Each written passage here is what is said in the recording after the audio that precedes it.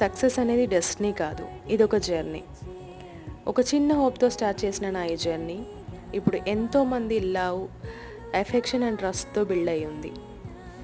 నేను స్టార్ట్ చేసిన దగ్గర నుండి ఈ రోజుటి వరకు కూడా నేను ప్రతిరోజు ఏదో ఒక లెసన్ నేర్చుకుంటూనే ఉన్నాను.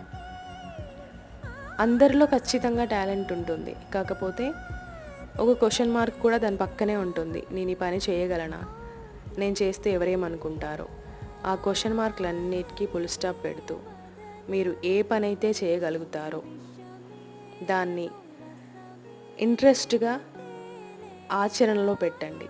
ఖచ్చితంగా సక్సెస్ అనేది మీ ముంగిట్లో ఉంటుంది. నేను ఎప్పుడూ చెప్పినట్లే మీ కథకు మీరే హీరోయిన్స్ అవుతారు.